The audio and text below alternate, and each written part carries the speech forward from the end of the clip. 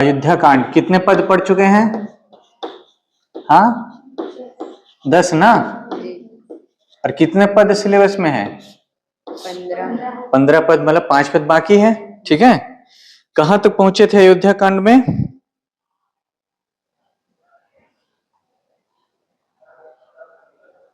लक्ष्मण आए हुए थे ना राम से मिलने। ठीक है, यहां तक पढ़ लिए थे। अब आगे देखते हैं। ठीक है, ठीक, इन पदों में वहां का वर्णन करते हुए अयोध्या के उत्साह का। बाज ही बाजने विविध विधाना, पुर प्रमोद नहीं जाई बखाना। ठीक है, बाज ही बाजने विविध विधाना, कौन सा अलंकार होगा? अनुप्रास अलंकार। सभी में कौन से वर्ण की आवृत्ति हुई है? ब वर्ण की। ठीक है, तो बाज ही बाजने विविध विधाना, विविध मतलब विविध प्रकार के बाजा बज रहे हैं। ठीक है, और पुर प्रमोद, पुर मतलब नगर, प्रमोद मतलब उत्साह, नहीं जाई बखाना, बखाना मतलब वर्णन करना, बखान करना। तो अयोध्या में चारों ओर विविध प्रकार के बाजे बज रहे हैं और इतने अच्छा उत्साह का माहौल है, आनंद का माहौल है कि नगर का उत्साह न जाई बखाना, उसका वर्णन करना संभव नहीं। मतलब चारों ओर आनंद ही आनंद है, उत्साह है ही उत्साह है। ठीक है, भरत आगमनु सकल मनावही, आवहु बेग नयन फल पावही। और ऐसा लग रहा है, राम को क्या लग रहा है कि भरत के आगमन की सभी प्रतीक्षा कर रही है, उसके आगमन के लिए सभी तैयारियां हो रही है। आवहु बेगी नयन फल पावही, और सभी क्या कर रहे हैं कि भरत जल्दी आ जाए ताकि वह भी अपने नयन फल को प्राप्त कर सके, मतलब नेत्रों का सुख प्राप्त कर सके। मतलब अयोध्या वासी सभी बहुत प्रसन्न है, खुश है कि कल राम का राज्याभिषेक होने वाला है। लेकिन इस राज्याभिषेक में, इस खुशी के माहौल में एक व्यक्ति की कमी है। किसकी कमी है? भरत की। तो सभी यह मना रहे हैं, मतलब यह प्रार्थना कर रहे हैं कि भरत भी शीघ्र अतिशीघ्र आ जाए, अयोध्या पधारे और इस शुभ मुहूर्त को अपनी आंखों से देख पाए, अपने नेत्रों का सुख प्राप्त कर पाए। ठीक है, उसके बाद देखते हैं, हाट बाट घर गली अथाई, कह ही परस्पर लोग लोगाई। हाट बाट घर गली अथाई, अथाई मतलब जब त्योहार रहता है तो हाट बाट सभी में क्या होती है? भीड़ हो जाती है। दशहरा के समय देखना, अभी दीपावली गया, धनतेरस, ये सब में क्या है? पूरे नगर में क्या होती है? भीड़ हो जाती है। तो हाट बाट मतलब हाट, बाजार, मार्ग, सभी में लोग ही लोग भरे हुए हैं। और कह ही परस्पर लोग लोगाई, सभी लोग आपस में बात कर रहे हैं। परस्पर मतलब आपस में, लोग लोगाई कौन सा अलंकार? अनुप्रास अलंकार। ठीक है, काली लगन भली कीर्तिक बारा, पूज विधि अभिलाष हमारा। और क्या कह रहे हैं कि कल कब आएगा, कितना समय लगेगा। कोई चीज है जिसकी प्रतीक्षा नहीं हो रही है ना, जैसे खुशी का माहौल रहता था, आप सोचते ना कब होगा कब होगा कब आएगा, ऐसे ही लोग क्या है, कल कब आएगा, कितना समय लगेगा कल होने में। और क्यों ऐसी प्रतीक्षा कर रहे हैं बेसब्र होकर? पूज ही विधि अभिलाष हमारा, क्योंकि विधि अर्थात विधाता ईश्वर कब हमारी अभिलाषा को पूर्ण करेंगे। कल सभी की मन की अभिलाषा कि राम युवराज घोषित किए जाए पूर्ण होने वाली है, इसीलिए सभी आतुर हो गए हैं, व्याकुल हो गए। सभी को कल का इंतजार नहीं हो पा रहे, कब कल आएगा, ऐसा करके लोग व्याकुल हुए या आतुर हैं। ठीक है, कल की प्रतीक्षा में। कनक सिंहासन सीय समेता, कनक मतलब सोना, सिंहासन सिंहासन, सिंह समेता। ठीक है, सोने के सिंहासन में, सिया सिंह मतलब सीता के साथ। ठीक है, फिर देखो सिंहासन सिंह समेता, कौन सा अलंकार? अनुप्रास अलंकार। सोने के सिंहासन में, सिंह अर्थात सीता के साथ। ठीक है, बैठे ही राम होई चित चेता, राम क्या होंगे? विराजमान होंगे। मतलब कल की सभी को प्रतीक्षा है बेसब्री से, क्योंकि कल विधि विधान ईश्वर विधाता सभी के मन की अभिलाषा पूर्ण करने वाला है। कौन सी अभिलाषा? जब श्री राम अपनी पत्नी सीता के साथ सोने के सिंहासन पर बैठेंगे, अर्थात राम का राज्याभिषेक होगा। समझ में आ रहा है? इसलिए कल की सभी को बेसब्री से प्रतीक्षा है। तो सिंहासन सीए समेता में अनुप्रास, इसके अलावा चित चेता में भी कौन सा अलंकार होगा? अनुप्रास अलंकार। चलिए आगे देखते हैं। सकल कहहि कब होई ही काली, विघन मना वही देव कुचाली। और अब कहानी में ट्विस्ट आने वाला है, ठीक है। सकल कहहि कब हो ही काली, सभी कह रहे हैं कि कल कब होगा, कल कब होगा, कल कितने समय आएगा वह समय। और इधर देखिए आधे हिस्से में पद के है ना, पंक्ति के, विघन मना वही देव कुचाली। लेकिन जो देवता है कुचाल, कुचाली मतलब बुरे चाल वाले, यहाँ देवों को बुरे चाल वाले कहा गया है, चलन वाले। क्यों कहा गया है आगे पता चलेगा आपको। सभी कल की बेसब्री से प्रतीक्षा कर रहे हैं और सभी यह प्रार्थना कर रहे हैं कि कल का कार्य बिना किसी विघ्न के संपन्न हो जाए। लेकिन विघ्न मना वही देव कुचाली, ऊपर देवताओं की अलग प्लानिंग चल रही है। वो विघ्न अर्थात इस कार्य में बाधा उत्पन्न करने की योजना कर रहे हैं, षड्यंत्र रच रहे हैं। और देखते हैं देवता क्या कह रहे हैं, षड्यंत्र रच रहे हैं। इसलिए क्या कहा तुलसी बाबा ने उन्हें? कुचाली, बुरे चाल वाले, ठीक है। क्योंकि सबकी मन की अभिलाषा क्या है कि राम का राज्याभिषेक हो। और देवता क्या प्रयास कर रहे हैं कि इस कार्य में क्या डाल दे? विघ्न डाल दे, बाधा डाल दे, ठीक है। तिन ही सुहाई न अवध बधावा, चोर ही चंदनी राति न भावा। तो पूरे अयोध्या में हर्ष का माहौल है, प्रसन्न है। लेकिन ये देवता जो स्वर्ग में षड्यंत्र कर रहे हैं, इन्हें अवध के अर्थात अयोध्या के बाजे बिल्कुल सुहा नहीं रहे हैं, अच्छे नहीं लग रहे हैं, ठीक है। और जैसे चोर को चांदनी रात अच्छी नहीं लगती, अच्छी लगेगी क्या? चोर क्या चाहता है जब वो चोरी करने जाए तो कैसा हो? घुप अंधेरा हो, अमावस की रात हो। चांदनी रात में तो सब देख लेंगे उसे, है ना। तो जिस प्रकार चोर को चांदनी रात अच्छी नहीं लगती, इसी प्रकार देवताओं को अयोध्या वासियों का सुख देखा नहीं जा रहा है। ये बाजे गाजे, ये सुख उत्साह उन्हें रास नहीं आ रहा है, ठीक है। यहाँ पर दृष्टांत अलंकार जहां उदाहरण के द्वारा समझाया जाए, है ना। तो जैसे चोर को चांदनी रात अच्छी नहीं लगती, वैसे ही देवताओं को अयोध्या वासियों का सुख देखा नहीं जा रहा है, ठीक है। देखिए आगे। सारद बोली विनय सुर करही, बार ही बार पाए ले पर ही। और ये सब देवता षड्यंत्र रच लिए हैं, प्लानिंग हो गया है। और इस प्लानिंग के इम्प्लीमेंट के लिए, एग्जीक्यूशन के लिए किसके पास गए हैं? सरस्वती माता के पास चले गए हैं, ठीक है। और सारद बोली विनय सुर कर ही, सब देवता विनम्र होकर माता सरस्वती के पास गए हैं। और क्या कर रहे हैं? बार ही बार पाए ले पर ही, बार बार उनके पांव को पड़ रहे हैं, पांव को छू रहे हैं, माता प्लीज मान जाओ, मान जाओ, ऐसा करके क्या बात कह रहे हैं देखिए देवता, पता चलेगा। देख देवपनी कह, नहीं सॉरी कहीं में आगे बढ़ गया, ठीक है। तो सारद बोली विनय सुर कर ही, उसके बाद दोहाएगा। विपत्ति हमारी बिलो की बड़ी, मां तू करे सोई आजू, राम जाही बन राजू, तजी होई सकल सुर काजू। क्या कह रहे हैं देवता कि हे माता, आप हमारी विपत्ति को देखिए, हमारी मुसीबत, हमारे संकट पर भी ध्यान दीजिए, है ना। और हमारे संकट को, हमारे समस्या को समझते हो आप वह कार्य कीजिए। क्या संकट है देवताओं को? कि रावण ने सबको पराजित कर दिया है, देवताओं को भी वो पराजित कर देते हैं बार बार। तो देवता डरे हुए हैं, सब क्या चाहते हैं? रावण क्या हो जाए? पराजित हो जाए, रावण का संहार हो जाए, रावण का वध हो जाए। लेकिन राम यदि अयोध्या में रहेंगे तो वह संघर्ष होगा क्या? इधर वो लंका का राजा है, राम अयोध्या के राजा है, दोनों अपने अपने जगह खुश हैं, है ना। तो कुछ तो ऐसा होना चाहिए ना कि दोनों में संघर्ष की स्थिति उत्पन्न हो। इसलिए देवता कह रहे हैं कि माता ये राम ही उनको पराजित कर सकते हैं, और ये राम यदि यही रहेंगे तो फिर युद्ध कैसे होगा, हमारे कार्य कैसे होगा। और आप तो हमारे अपने हो, हमारे बीच के हो, तो आप हमारी संकट को, हमारी विपदा को समझते हुए वह कार्य कीजिए। क्या कह रहे हैं कि राम जाहि बन राजु तजी, कि राम जाए वन, है ना, राम कहां जाए? वन जाए। कैसे? राजु तजी, राज्य को छोड़कर, है ना, राज्य को छोड़कर राम वन को जाए। तजी होई सकल सुर काजू, तभी देवताओं का कार्य क्या है? होगा, संपन्न होगा। समझ में आ रहा है। तो मां सरस्वती के पैरों में बार बार पढ़कर देवता निवेदन कर रहे हैं कि हे माता, आप तो हमारे बीच के हो, हमारी अपनी हो, आप तो हमारी विपदा को समझो। जब राम अयोध्या को छोड़कर जाएंगे, वनवास जाएंगे, तभी तो हमारा कार्य क्या होगा? संपन्न होगा। समझ में आया? ठीक, अगला पद देखें, चलिए ठीक। सुनी सुर विनय ठाड़ी पछिताती, भयो सरोज विपिन हिमराती।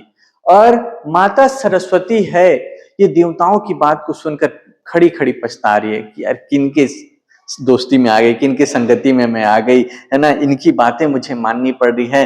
कहाँ बेचारे अयोध्या के लोग बहुत खुश हैं और ये मुझे कह रहे हैं कि मैं कुछ ऐसा कर दूं कि उनकी खुशी में क्या हो जाए, वज्रपात हो जाए। भयो सरोज विपिन हिमराती। सरोज अर्थात क्या होता है, अब इतनी बार पढ़ लिए, बताओ सरोज मतलब कमल, है ना। कमल कब खिलता है, दिन में या रात में? दिन में, है ना। और रात में क्या होता है, मुरझा जाता है ना। और दिन में किसके निकलने पर खिलता है, सूरज के निकलने पर। तो माता सरस्वती कह रही है कि अयोध्या वासियों की प्रसन्नता रूपी कमल पर मुझे क्या है, भयो सरोज, सरोज के लिए हिम की रात, हिमराती, हिमरात्रि। इसमें कमल क्या है, खिलेगा कि मुरझा जाएगा? मुरझा जाएगा। ऊपर से बर्फ गिरेंगे तो कमल क्या है, नष्ट हो जाएगा, सड़ जाएगा। समझ में आ रहा है? तो अयोध्या वासी क्या है, कमल के समान खिले हुए हैं प्रसन्नता से, खुशी से। लेकिन ये माता सरस्वती को कह रहे हैं कि आप हिम की रात बन जाओ। जैसे फसलों पे पाला गिरता है ना, तो फसल क्या हो जाती है, नष्ट हो जाती है। ऐसी ही अयोध्या की लोगों की प्रसन्नता रूपी कमल नष्ट हो जाएंगे, माता सरस्वती जो आगे करने जा रही हैं। इसलिए माता खड़े खड़े पछता रही कि कैसे लोग हैं कि इनकी संगति में मैं रहती हूं, ये लोगों की खुशी इनको देखी नहीं जा रही है। आगे देखिए वही बात आएगी, ठीक है। देख देव, है ना। हाँ, यहां पर बताओ सुनी सुर, इसमें कौन सा अलंकार होगा, अनुप्रास अलंकार, ठीक है। अब उसके बाद फिर आगे पंक्ति देखिए, देखी देव पुनि कह ही निहोरी, मात तो ही नहीं थोड़ी खोरी।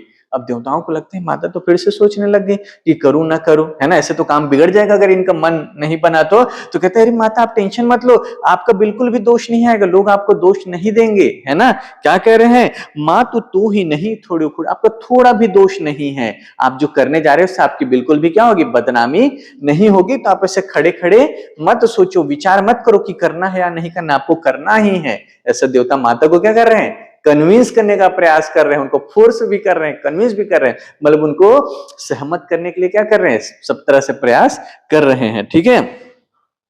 विस्मय हरस रहित रघुराऊ, तुम हो जानहु सब राम प्रभाऊ। कि क्या कह रहे हैं कि हे माता, क्या आप राम को नहीं जानते, आप तो उनके प्रभाव से वाकिफ हैं, आप जानते हैं कि राम विस्मय हर्ष से रहित है, मतलब वो क्या है, सुख और दुख से परे हैं, वो तो ईश्वर के अवतार है, वो बिल्कुल दुखी नहीं होंगे कि उनको वनवास मिला है, वो तो भगवान है, वो तो सब जानते हैं, उनको पता है उनका जन्म रावण को मारने के लिए हुआ है। तो फिर आपके इस कृत्य से किसी पर भी, मतलब कोई भी आपको दोष नहीं देगा। राम तो क्या है, सुख दुख से परे हैं, है ना, स्थित प्रज्ञ है, ईश्वर के अवतार है। तुम ही जानहु सब राम प्रभाव, तुम तो राम के सारे प्रभाव को जानती हो, ठीक है। आगे देखिए, जीव कर्म बस सुख दुख भागी, जाई अवध देव हित लागी। कि जो जीव है यदि राम कष्ट भोगेंगे भी, तो आप जानते हैं कि कोई कष्ट क्यों भोगता है, अपने कर्म के कारण। मतलब हम जो भी जीवन में भोगते हैं वह हमारे कर्मों की वजह से है। इसलिए आपसे निवेदन है कि आप शीघ्र अतिशीघ्र अयोध्या जाइए देवताओं के हित में। तो राम जानते हैं कि यदि वो वनवास जाएंगे, कष्ट भोगेंगे भी, तो उनके कर्म में लिखा हुआ है, विधि का यह विधान है, इसलिए राम को बिल्कुल भी दुख नहीं होगा। तो अब अयोध्या जाइए और हमारा भला कीजिए, ठीक है। ऐसा मनाने का प्रयास कर रहे हैं देवता। अब देखिए देवताओं को फिर भी लग रहा है कि माता शायद पीछे हट जाए, तो क्या करें, बार बार गही चरण संकोची, फिर पैरों में पड़ जा रहे, बार प्लीज प्लीज प्लीज माता प्लीज मान जाओ। तो बार बार गही चरण संकोची, माता को क्या कर रहे हो यार, बार बार क्यों पैरों में गिर जा रहे हो, है ना।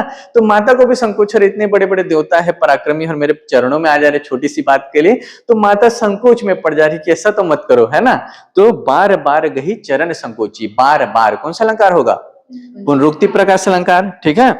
उसके बाद देखते हैं, चली बिचारी विबुध मति पोची, और माता विचार करे कि इनकी मति पोची, ये तो छोटे लोग हैं, इनकी सोच ही छोटी है, इनके कारनामे ही क्या है, छोटे हैं, दुष्ट है, ये भले देवता कहलाते हैं लेकिन इनकी मति क्या है, सोच क्या है, छोटी है। आगे और स्पष्ट होगा, माता कहती है ऊंच निवासु नीच करतूती, ऊंचे निवास रहते हैं, स्वर्ग में रहते हैं, लेकिन इनकी करतूत, इनके कार्य कैसे हैं? नीचे हैं, निम्न स्तरीय है। देख न सकही पराई विभूति। क्यों माता ऐसा कह रही है कि ये ऊंचे निवास में रहते, लेकिन इनके कार्य क्या है? निम्न है, निम्न स्तरीय है। क्योंकि देख न सकही पराई विभूति, ये दूसरों का वैभव, दूसरों का सुख नहीं देख पाते हैं, इसलिए देवता ऊंचे स्थान पे भी रह के कैसे हैं? छोटे हैं, निम्न स्तरीय है। ठीक है, उसके बाद हाँ ठीक है, यहाँ नहीं है। आगिल का जो बिचारी बहोरी, कर ही चाह कुशल कभी मोरी। ठीक है, लेकिन माता सोचती है आगे के कार्य को। ठीक है, आगिल काजू मतलब आगे के कार्य को विचार करती है। आगे का कार्य मतलब क्या है? राम यदि वनवास जाएंगे फिर क्या होगा? रावण से उनके संघर्ष की पृष्ठभूमि निर्मित होगी। कर ही चाह कुशल कभी मोरी, और जो पृष्ठभूमि निर्मित होगी, जो घटनाएं भविष्य में घटित होंगी, उनका वर्णन करने के लिए कवि मेरी चाह करेंगे। मेरी चाह करेंगे मतलब कोई भी साहित्यकार, रचनाकार किसको स्मरण करता है? माँ सरस्वती को। मतलब मैं जो ये करने जा रही हूं उससे राम का वनवास होगा, राम वनवास जाएंगे, रावण से युद्ध होगा, और उस युद्ध का वर्णन करने के लिए कवि किसकी कामना करेंगे? मेरी कामना करेंगे। मतलब कहीं ना कहीं मेरी वजह से यह सब होगा कि राम रावण का युद्ध होगा, रावण पराजित होगा, तो इसके पीछे कौन रहेगा? कारण मैं रहूंगी। और इस महान घटनाक्रम का वर्णन करने के लिए भी कवि किसकी आकांक्षा करेंगे? मेरे आशीर्वाद की। ऐसी माता कामना सोचती है, और यह सोचकर हर्ष हृदय दशरथपुर आई। हर्ष हृदय कौन सा अलंकार? अनुप्रास अलंकार। हर्ष हृदय मतलब प्रसन्न होकर माता दशरथपुर मतलब दशरथ के नगर में आई, दशरथ के राज्य में आई, अर्थात अयोध्या आई। जनुग्रह दशा दुसह दुखदाई। और माता का आना, मां सरस्वती का दशरथ के नगर में आना ऐसा है जनु जैसे दुख की जो ग्रह दशा है वह कहाँ आई है? अयोध्या में। बोलते हैं ना तुम्हारी राशि में यह ग्रह दशा चल रहा है, शनि आ गया 7.5, अब तुमको कष्ट मिलेगा। तो ऐसे अयोध्या वाले बहुत खुश थे। लेकिन मां शारदा का जब आगमन हो रहा है दशरथ के नगर में, तो ऐसा लग रहा है जनु जैसे स्वयं दुख की ग्रह दशा अयोध्या में छा गई है या आई है। जनु कौन सा अलंकार? उत्प्रेक्ष अलंकार। वेरी गुड, ठीक है। उसके बाद दोहा देखिए, नाम मंथरा मंदमती चेरी कैकई केरी, अजस पिटारी ताही करी गई, गिरा मति फेरी। अब हम सब मंथरा को दोष देते हैं, मंथरा को गाली देते हैं, उसकी वजह से ये हुआ वो हुआ, लेकिन असली कर्ता धर्ता कौन है? मां सरस्वती। और मां सरस्वती भी करने के पीछे कौन लोग उत्तरदायी हैं? देवता लोग। तो देवताओं ने मां सरस्वती को क्या किया? कन्विंस किया, है ना, या फिर उनको जबरदस्ती सहमत किया कि मां मानिए मानिए मानिए, है ना। तो मां सरस्वती गई, और मां सरस्वती ने किसकी मति फिरा दी? मंथरा की। ठीक है, तो मंथरा का दोष नहीं था, उसकी मति किसने फेरा? मां सरस्वती ने फेरी उसकी मति। ठीक है, तो नाम मंथरा मंदमती चेरी, मंथरा नाम की मंदमती कम बुद्धि वाली, चेरी मतलब दासी, किसकी? कैकेयी की। तो मंथरा नाम की मंदमती कम बुद्धि अल्प बुद्धि वाली दासी की मति को माता ने फेर दिया। अजस पिटारी ताही करी गई, उसको अपयश की पिटारी कर दी। मतलब सारा अपयश किसके माथे मर दिया गया? मंथरा की। इसी की वजह से राम गए हैं, लक्ष्मण भरत शत्रुघ्न सब किसको कोस रहे हैं? मंथरा को। तो उस बिचारी का क्या दोष था? तो मंद बुद्धि वाली थी, है ना।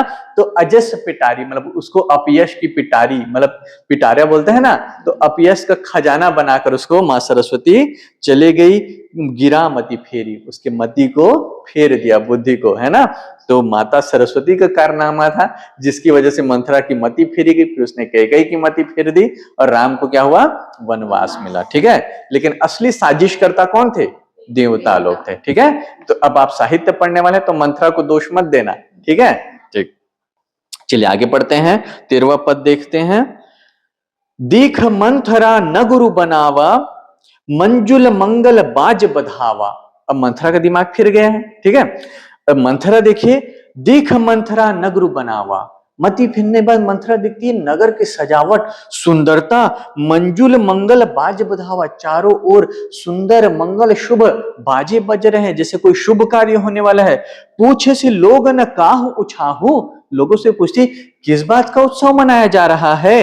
राम तिलक सुनो भा और दाहू। जब लोग बताते हैं अरे तुम्हें नहीं पता राम का तिलक होने वाला है, इतना सुनते ही भा और दाहू उसके हृदय में आग लग गई। जैसे आप किसी को पसंद नहीं करते उसकी तरक्की खबर सुनते हैं जलन होती है ना, ऐसे ही मंथरा के हृदय में राम के राज्याभिषेक की खबर सुनकर क्या हो गई, आग लग गई, जल गई वो, है ना, जलन होने लगी।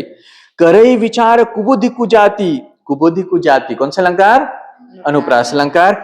अब ये कुबुद्धि बुरे बुद्धि वाली, कुजाति बुरी जाति वाली, है ना, तो कुबुद्धि कुजाति विचार कर रही है। क्या विचार कर रही है, होई अकाजू कबनी विधि राती, इस कार्य को मैं कैसे बिगाड़ दूं, है ना, कैसे करके ये राम का राज्याभिषेक को मैं क्या कर दूं, इसमें बाधा विघ्न उत्पन्न कर दूं।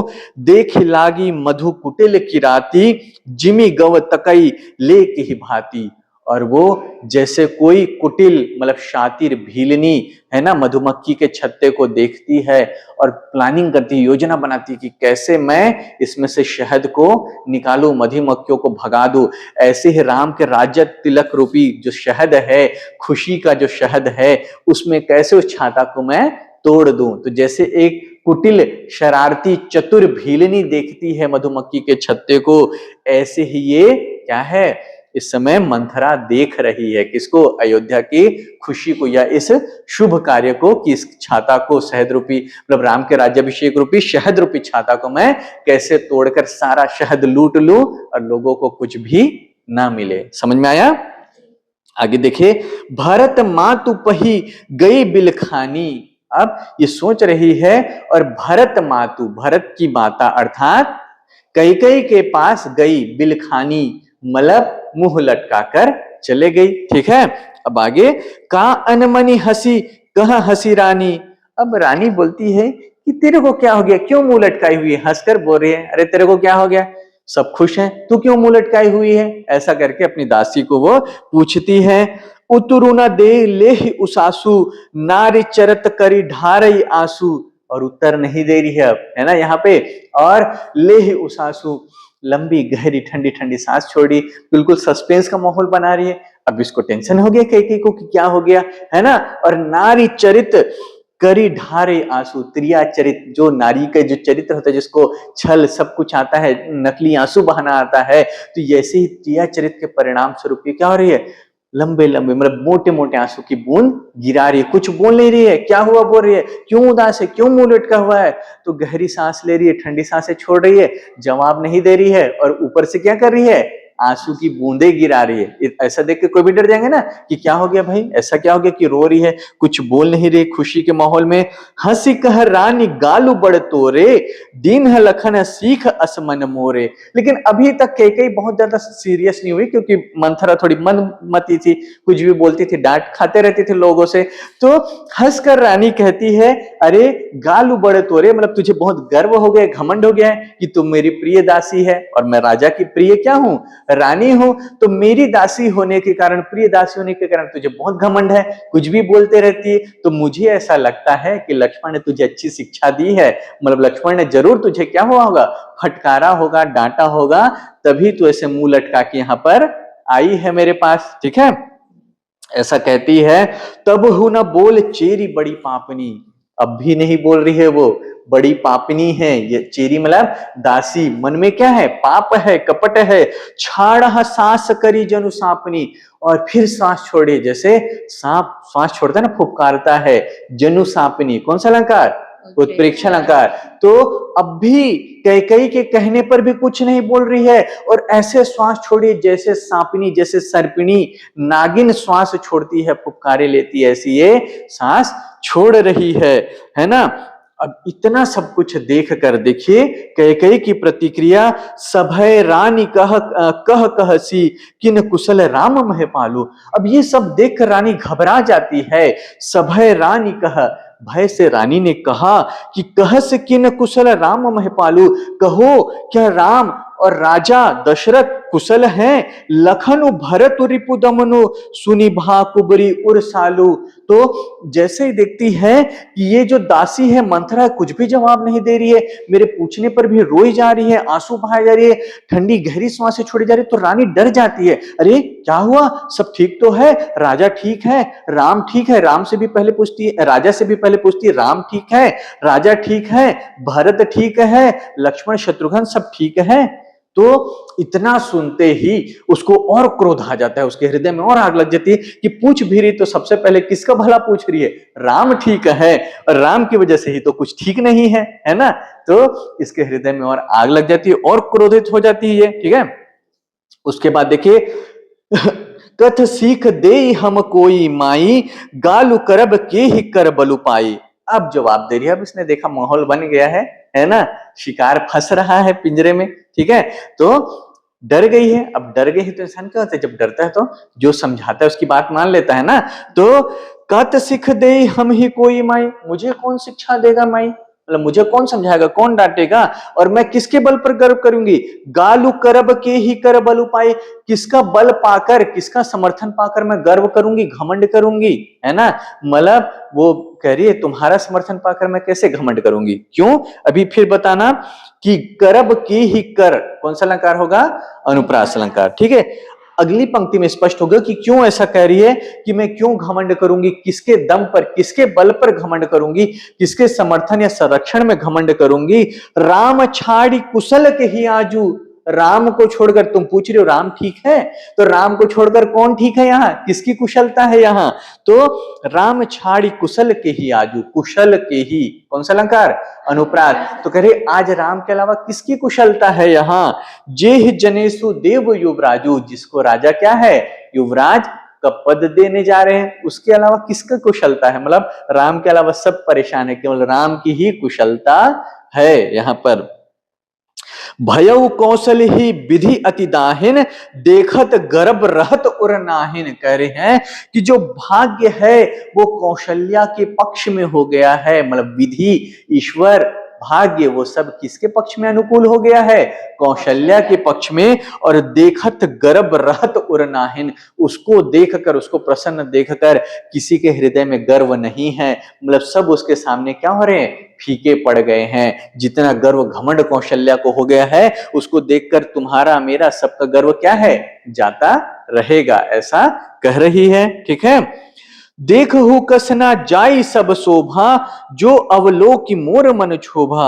और कह रही है कि देखो कसना जाई सब शोभा, ये जो चारों ओर शोभा है, नगर को सजाया जा रहा है, ये सब मुझसे देखा नहीं जाता। और क्या तुम्हें यह नजर नहीं आ रहा है, चारों ओर जो मंगल उत्सव हो रहा है ना, जो अवलोकि मोर मन क्षोभा। और ये सबको देख कर मेरे मन में क्या हुआ, क्षोभ उत्पन्न हो, मतलब मैं दुखी क्यों हो, तुम पूछ रही थी ना। तो राम के राज्याभिषेक जो साज सज्जा की जा रहा है, मंगल कार्य की जा रही है, ये सबको देखकर मेरे मन में क्षोभ उत्पन्न हुआ है, ठीक है। देखिए मोर मन, फिर कौन सा अलंकार होगा, अनुप्रास अलंकार होगा, ठीक है। फिर आगे देखिए, पूत विदेश ना सोच तुम्हारे, जानत हूं बस ना हो हमारे। कि तुम्हारा बेटा विदेश में है, देखिए यहाँ पर विदेश मतलब क्या है, दूसरे राज्य में है। उस काल में देश की अवधारणा क्या थी, अपना राज्य ही अपना देश कहलाता था, बाकी सब क्या है, विदेश। तो यहाँ भरत कहाँ गए हुए हैं, ननिहाल गए हुए हैं। तो कह रही है कि तुम देख नहीं रहे हो कि क्या षड्यंत्र चल रहा है, तुम्हारे बेटे को विदेश भेज दिया है, दूसरे राज्य भेज दिया है, और फिर भी तुमको लगता है, जानत हो बस ना हो हमारे, फिर भी लगता है तुमको राजा मेरे बस में है, राजा मेरी बात मानते हैं, मैं राजा की प्रिय रानी हूं। तुमको कुछ समझ में आ रहा है कि नहीं, कि तुम्हारे बेटे को दूसरे राज्य भेज दिया गया है और राम को युवराज घोषित करने जा रहे हैं, फिर भी तुम इस भ्रम में हो कि राजा मेरे वश में है। नींद बहुत प्रिय सेज तुराई, लखहु न भूप कपट चतुराई। अब यहाँ पर पता चलता है कि मथुरा कितनी प्रिय दासी है, क्योंकि रानी को वो क्या कह रही है, ताना मार रही है। छोटी मोटी दासी होती तो ऐसा बोल पाती, क्या हिम्मत कर पाती, है ना। तो करिए, तुमको तो सोने से मतलब है, तुमको तो नींद बहुत प्यारी है ना, मतलब तुम बस सोती रहो, पलंग तोड़ते रहो, पलंग पे लेटे लेटे खाट तोड़ती रहो, तुमको नींद ही प्यारी है ना। बोलते ना खाट तोड़ना मतलब क्या है, सोना, कुछ काम ना करना, पड़े रहना। मम्मी बोलते हैं ना घर में कुछ काम धाम नहीं करते, बस पलंग तोड़ते रहते हैं, खाट में पड़े रहते हैं। तो कह रही है नींद बहुत प्रिय सेज तुराई, तुमको नींद इतनी प्रिय है कि तुम बिस्तर में ही पड़े रहते हो, देख नहीं रहे हो। मतलब बिस्तर में पड़े रहते हो, मतलब तुमको नजर नहीं आ रहा है कि यहाँ सब क्या हो रहा है। तुम्हारे बेटे को भेज दिया गया है और राम का राज्याभिषेक होने वाला है, ठीक है। और लख हो न भूप कपट चतुराई, तुम्हें राजा के मन का कपट, राजा की चतुरता नजर नहीं आ रही है कि किस तरह से भरत को भेजकर उसके पीछे राम का राज्याभिषेक किया जा रहा है ना। सुनी प्रिय बचन मलिन मनुजानी, और दासी के प्रिय वचन को सुनकर, मतलब उसके वचन उसको अच्छे लगते हैं कि हाँ मेरा भला सोच रही है, मेरे बेटे का भला सोच रही है, लेकिन वो जानती है ये मन मलिन, वो मन की क्या है, मैली है, इसका मन क्या है, मलिन मन वाली है। तो फिर वो कहती है कि भले मेरे हित के लिए बोल रही, पर ये सही दासी नहीं है, सही स्त्री नहीं है, मन इसका क्या है, मैला है। और झुकी रानी अब रहू अरगानी, है ना। तो रानी कहती है उसे उस बातों से दूर रहने की बात कहती कि ऐसी बातें तुम मत करो, तुम मन में मलिनता मत लाओ, है ना। कैसे समय में तुम कैसी बातें कर रहे हो, तुम्हारा मन क्या है, मलिन है। पुनी अस कबहु कहसी घर फोरी, तब धरी जीभ कड़ा हो तोरी। अब रानी यहाँ पर थोड़ा सा उस पर गुस्सा करते हुए कहती है कि दोबारा ऐसी बात कही ना तुमने, घर फोड़ी, घर को फोड़ने वाली, तो तुम्हारी जीभ कड़ा हो, तुम्हारी जीभ को मैं काट लू, कटवा लूंगी, है ना। तो जीभ कड़ा हो तोरी। तो रानी उसको हल्के से प्यार से डांटते हुए कहती है कि तुम्हारा मतलब जान रही किसका मन मलिन है, कपट है, मतलब सब खुश है फिर भी अकेली दुखी है।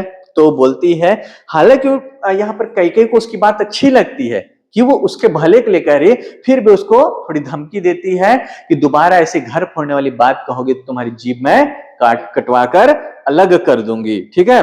उसके बाद फिर रानी उसको थोड़ा कोसते हुए कहती है, काने खोरे कुबरे कुटिल कुचाली जनी, ठीक है। जो काने होते हैं, खोरे होते हैं, लंगड़े होते हैं, कुबड़े होते हैं, कुटिल हो, ये सब क्या होते हैं, बहुत कुटिल कुचाली जनी, ये सब क्या होते हैं, कपटी होते हैं, बुरे चलन वाले होते हैं।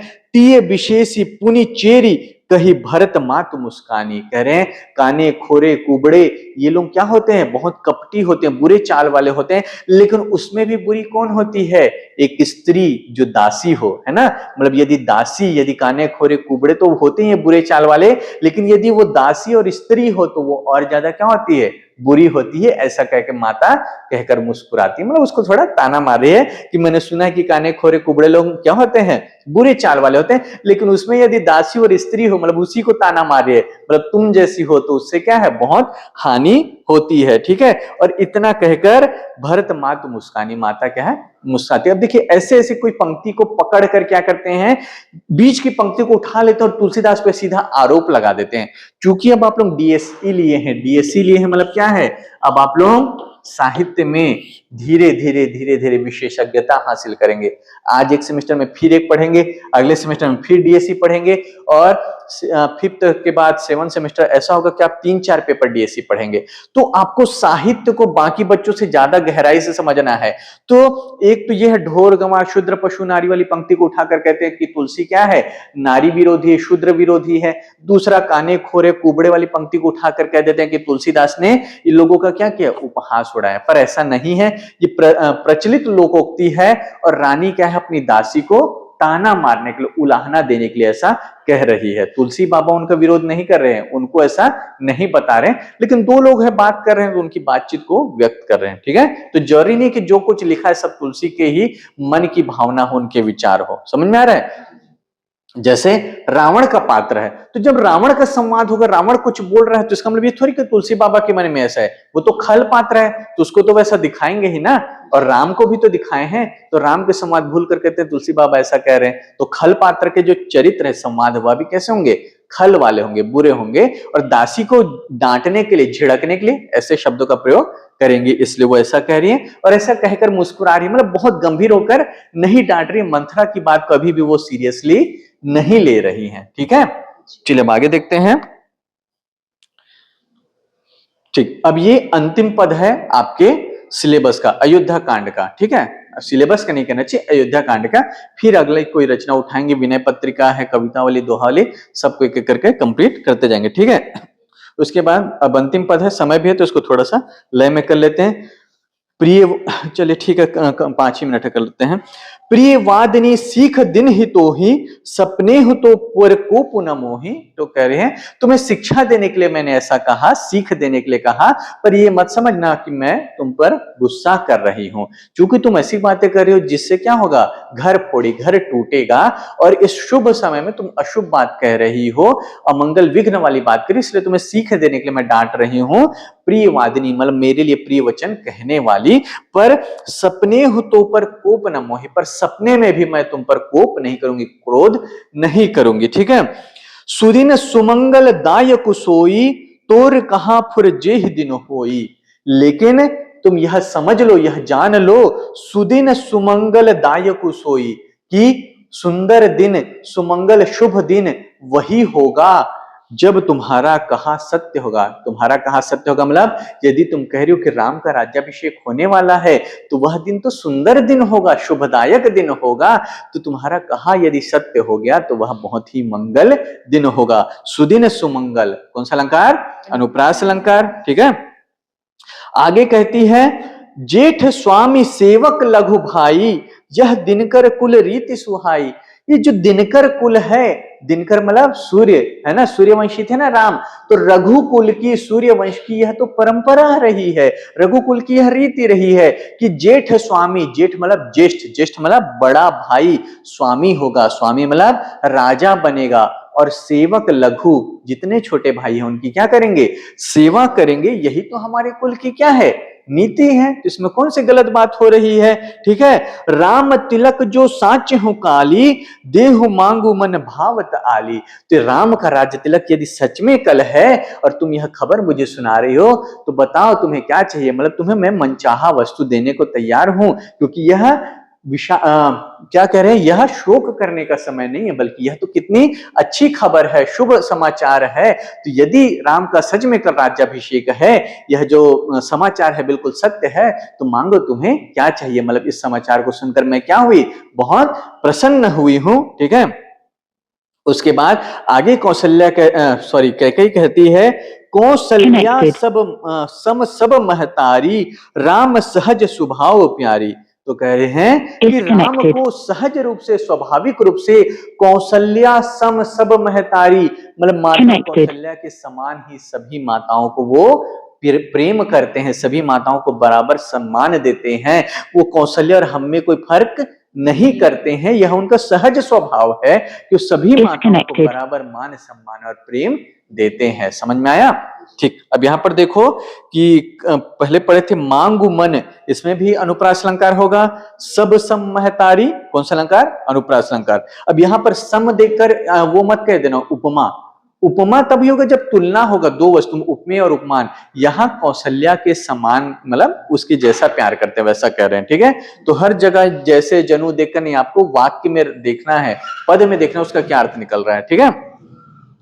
तो आगे देखते हैं, मोह पर करहि स्नेह विशेषी, मैं करी प्रीति परीक्षा देखी। ठीक है। तो कह रहे हैं सब महतारी को एक समान मानते हैं, सब माताओं को सहज रूप से, स्वाभाविक रूप से, लेकिन मैंने परीक्षा लेकर देखा है राम का कई बार कि मुझ पर तो उनका स्नेह और विशेष है, मतलब बाकी माताओं से मुझे और लगाव रखते हैं वह राम। ठीक है। और मैंने इस बात की परीक्षा लेकर देखी है। आगे कहती है, जो विधि जन्म दे करि छोहु, हो राम सिय पुत पुतोहु।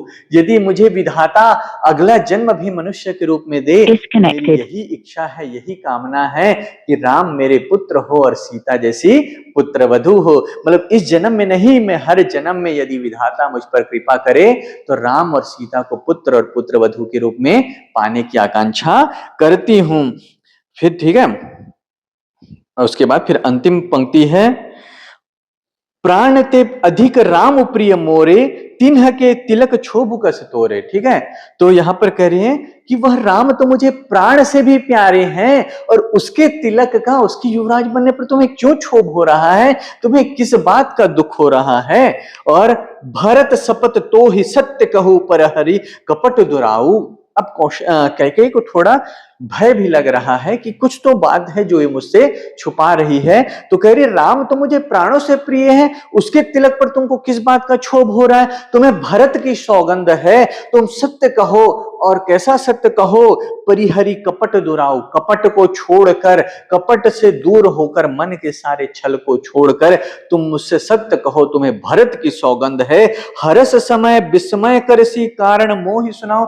हर्ष के समय ये दुख की बात, ये विस्मय, अचंभित करने वाली बात, विघ्न करने वाली बात तुम क्यों कह रही हो? इसका वास्तविक कारण क्या है? मुझे वास्तविक कारण जानना है। तो तुम मुझे सत्य बताओ कि तुम ऐसे मंगल समय में, हर्ष के समय में ऐसी बात क्यों कह रहे हो? तुम्हें भरत की सौगंध है, सारे कपट को छोड़कर, मन की मलिनता को त्याग कर तुम मुझे सत्य बताओ। ठीक है, तो यहां पर हमारा अयोध्या कांड के 15 पद समाप्त होते हैं, जो कि आपके पाठ्यक्रम में निर्धारित है। आगे की कथा और मनोरंजक है, लेकिन हमको सिलेबस कंप्लीट करना है, तो हम लोग बाकी को पहले पढ़ेंगे। ठीक है, समझ में आया यहां तक?